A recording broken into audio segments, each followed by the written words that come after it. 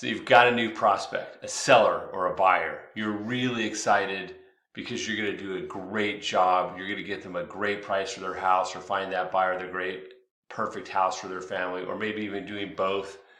And then you get into a discussion and it quickly falls apart because why? Your client's worried about the payment. They're worried about affordability. That's really the key issue. Housing affordability is the number one objection that's suppressing sales right now. And therefore, if you want to grow your business, if you want to convert more leads, if you want to help more sellers, if you want to help more buyers, you're going to have to know how to overcome that objection. And I'm going to give you one of many that I use today, and that is showing housing shortage and explaining housing demand to the buyers.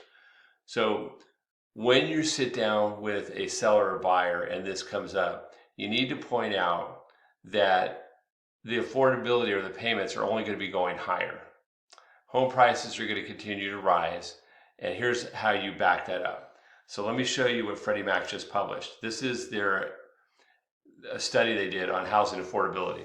So check this out. Housing shortage, according to Freddie Mac economists, 2018 it was 2.5 million.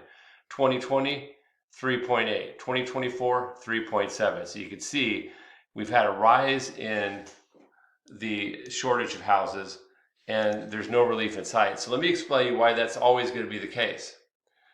It's always going to be the case, especially in a state like Texas. There's several reasons. Number one, builders don't look at that chart and say, we got to go out and build 3.7 million homes to get caught up. That's not the way they look at it. You know how they look at it? They look at it as what's the current demand. And they build based on demand. And since demand ebbs and flows based on the economy and perception, we're not building enough houses. We never will.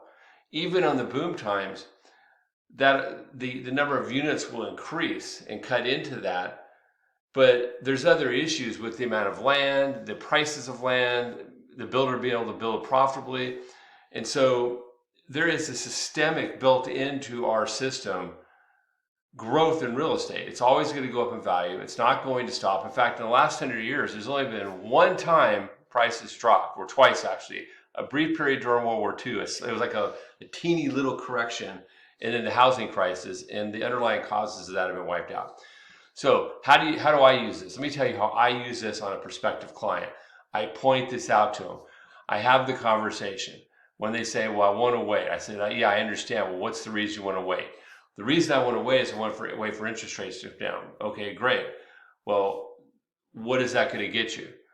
Well, that'll give me a lower payment. And then I get right into the housing supply and demand issue, and I start talking to them about that and show them that, in fact, if they wait to buy, they're likely going to pay 5 or 6% more for the house, even on flat demand right now. That's the forecast for next year, 6% appreciation.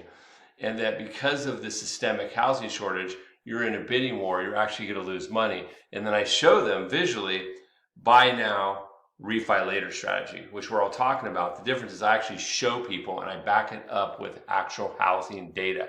The result, I've got an industry best standard closing ratio, and you can too if you use these strategies. If you'd like to collaborate with me and connect so we can work on your clients together, please feel comfortable reaching out, and I hope you have a great day.